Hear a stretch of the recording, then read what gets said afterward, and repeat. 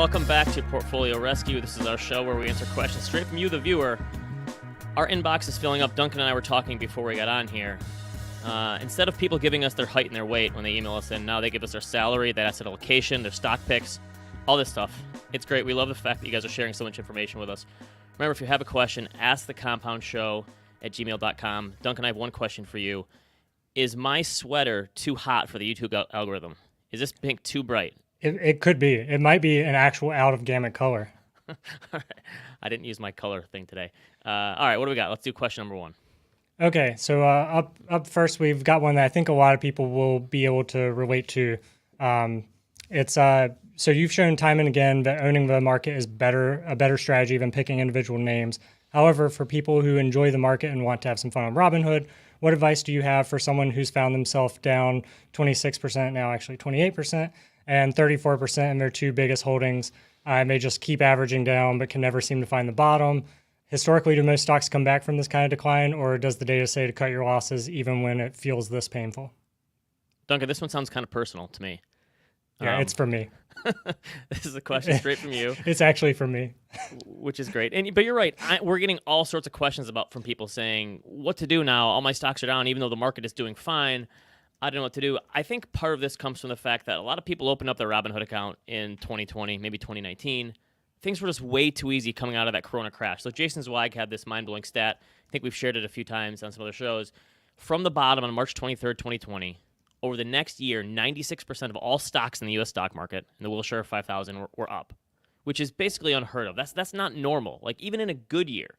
So let's take a look at some of the stats I got here. So if you look at the S&P in a given year, so let's say last year, the S&P was up 29%, but 13% of the stocks in the index finished down. And that's in a year when the S&P had a 5% drawdown at the worst. In 2020, the S&P was up 18%. One-third of the stocks were negative that year. So even in a good year, you should probably expect anywhere from 10 to 30% of stocks to be down. And this is one of the reasons that owning the market or owning a fund that's more diversified is so much easier, because you can bank on mean reversion, right? You don't have to worry about an index fund going to zero. A stock, not all stocks go to zero, but some of them just might not come back. So let's take a look at some examples, I think, of why it's so hard to figure out what to do in this situation. So John, let's do a chart of Amazon. This is the drawdown profile of Amazon. So obviously Amazon fell 95% in the dot-com crisis, which was just an unbelievable buying opportunity. People look at that and say, well, this is why you always buy individual stocks that are down. Look what happened. It's one of the greatest performing stocks of all time. Let's do the Netflix one next, John. Netflix was down over 70% twice. Duncan, remember that time that Netflix decided to send DVDs and split their company into, we're going to do DVDs and then we're going to do streaming. This is before streaming became huge. And Netflix fell 80%. That was in like 2013. Yeah. It wasn't that long ago. And so you look at these examples and you say, well, I have to buy then, because the only thing to do is stock is down is buy it. Let's do the next one. Let's look at Citigroup and AIG. This is like the other side of that of, when things don't go back. This is Citigroup and AIG. You can see those huge spikes into the 2000s and financial crisis, and then it's huge drop-off, and they've just never come back. These stocks are still down 90% from all-time highs. Now, these are obviously extreme examples, but I just kind of wanted to show what can happen. Now, let's do like a more middle-of-the-road, I guess. Well, maybe this is extreme, but let's look at Apple's price return here. So this is Apple over the last 10 years. This is a stock that's up 1,200% over the last 10 years. It's experienced, by my count, 7 different double-digit drawdowns, including 4 separate losses of 25% or more. And this is in time when the S&P was down 25% just once. So even the best stocks are going to get dinged at times. So unfortunately, if you're owning individual stocks, you just have to expect this to happen. The problem is, I've never read a good book on when to sell a stock. There's plenty of books about Warren Buffett bought American Express after the salad oil scandal, or Benjamin Graham bought Geico, and you hear all these stories about when to buy a stock. And unfortunately, especially when you have more of a fun portfolio. So Duncan, you said this is I'm playing around, I'm having fun, I'm enjoying this. I think it's hard enjoying this. Well, was at one time. I think the reason this is so hard is because, let's say you're a fundamental analyst who's looking at stocks for your mutual fund, your hedge fund, you're a professional, or you're a technical analyst, or you're a quant, and you have these rules. You have rules for when to buy and when to sell, right? If you're a technical analyst, you buy when it's in an uptrend and you sell when it's in a downtrend. That's pretty simple. The variations of that can be different. And if you're a quant, you have these fundamental numbers where if it hits your screen, you're in. If it's not in the screen anymore, you're out. It's pretty easy, right? Even a fundamental analyst can look at all sorts of different financial statement stuff. But I'd say most people who are screwing around in the Robinhood account are probably buying stocks because it's something they use, it's something they like, it's a name brand, and maybe it's just something that they enjoy. And so I think that's why a lot of people buy these stocks. And when you don't have a good reason like that, it's hard to know when it takes a dump. What do you do? It's just harder to know when to cut bait. So here's a stock that I own that's on a severe roller coaster. The name is not important because no one comes for my stock picks. I basically get all my stock picks from Josh anyway, so the name's not important. But I bought this stock in July. It had a really nice run, and then it went like parabolic when Facebook announced all this metaverse stuff, and it was up 100% in like 5 months. Like, awesome, I'm the greatest trader in the world. And then since the end of November, it's down 50%. So I did 100% up, 50% down. I'm back to where I was. And you're kind of like, what was that? Now what do I do? I'm right back where I started, which is better than a loss on an absolute basis, but it's kind of hard to know. And I think when you're an investor, there's a really fine line between discipline and insanity.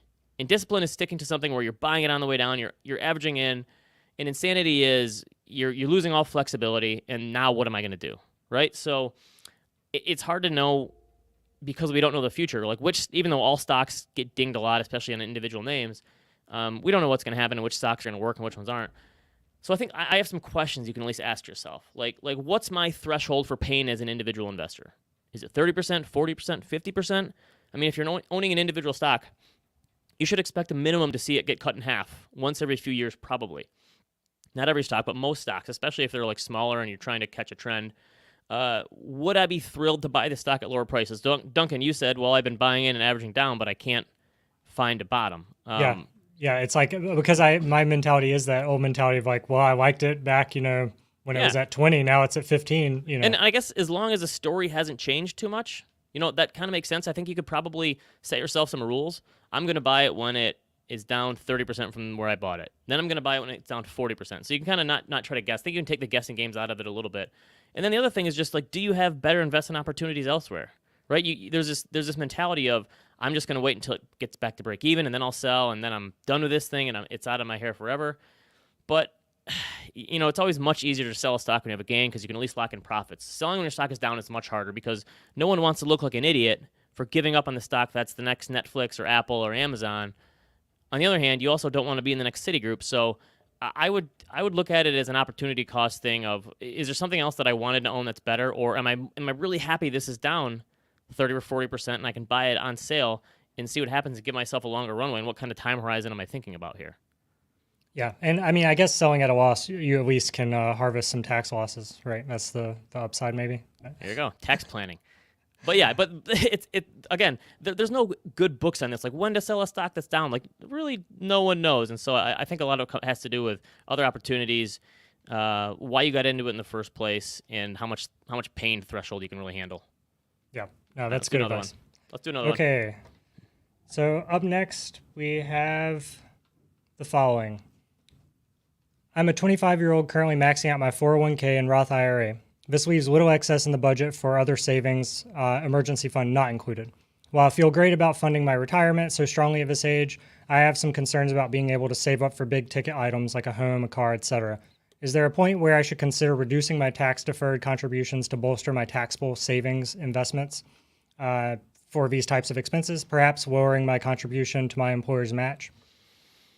First of all, kudos to this person for maxing out their IRA and 401k at 25. That's pretty well done. I'm guessing that you're in the minority there. I do think it's tough if you're spreading yourself too thin with money that's not going to be touched for decades. I get the idea of, like I've been a big proponent of, invest early and often and let compound interest be the wind at your sails, right?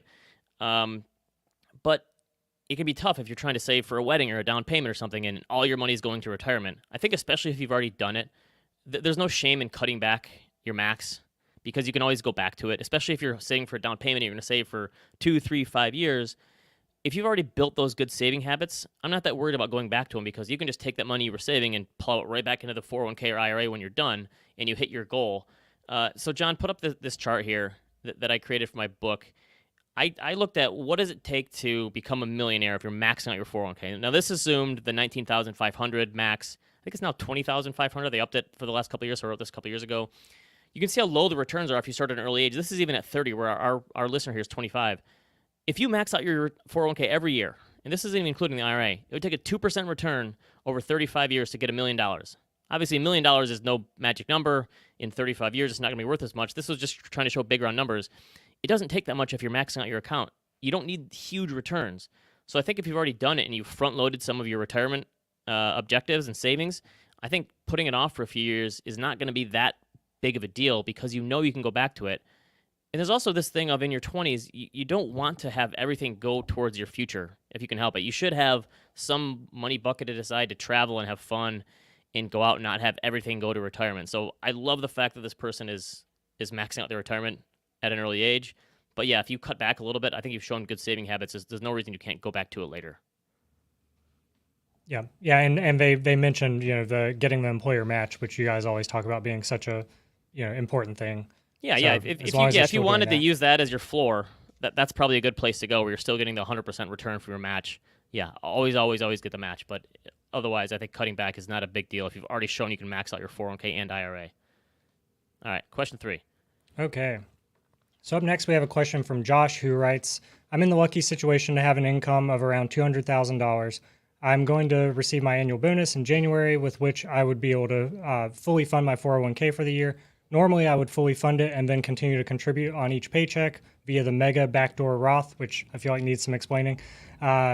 Would you recommend continuing to fully fund the 401k with my bonus in January, or would it make more sense to dollar cost average throughout the year? All right, so this is essentially a question about lump sum investing or dollar cost averaging. Most people dollar cost average because they get paid on a set pay schedule, whether it's weekly, monthly, bi-weekly, or bi-monthly, whatever, and they just pay out of their paycheck. So the lump sum thing doesn't matter. But this person got a bonus, and they can say, hey, I can fund it up front. Does it make sense to do that? I've written about this in the past. We get questions like this all the time from people who get an inheritance or get some sort of lump sum with a bonus. And even though I've written about this, I always refer people to a post from Dollars and Data by our own Nick Maggiulli. So I thought I'd bring Nick on to talk about this because he wrote what I think is probably one of the definitive guides. He even calls it the definitive guide.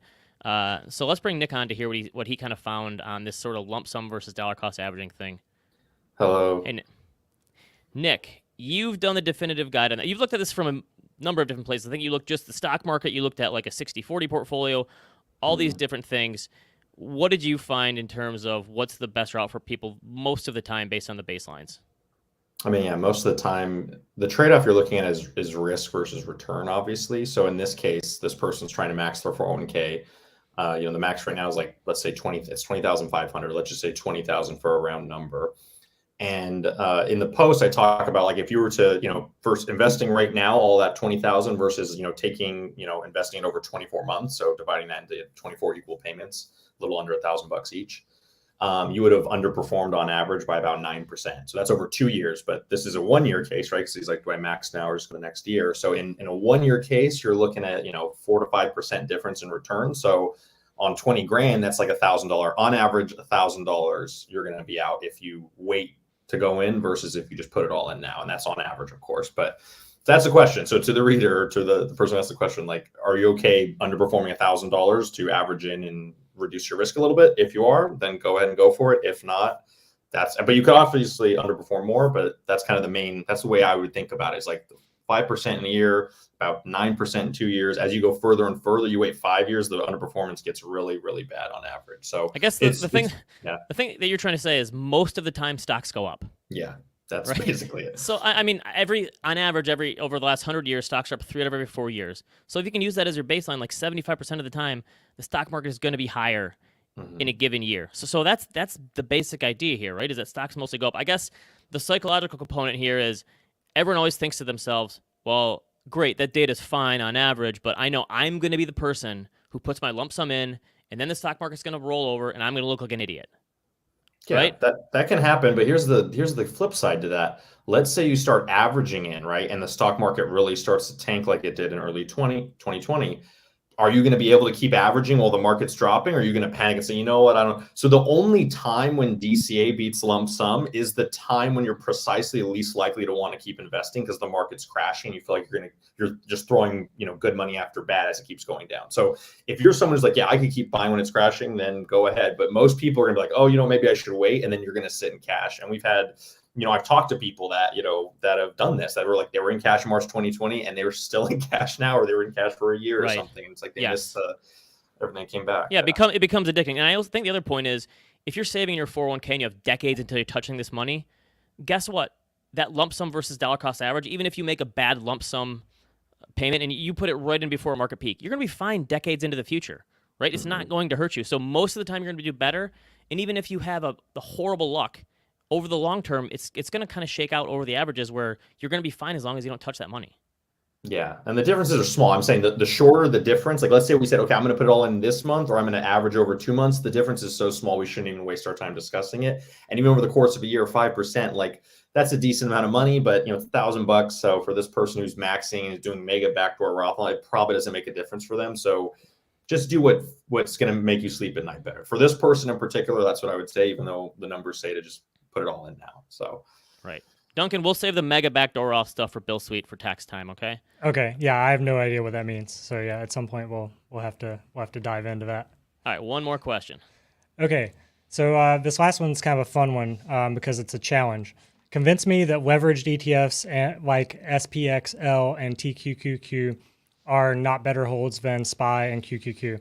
I understand there's way more volatility both ways, but I cannot find a time frame greater than a few months where they're not massively outperforming.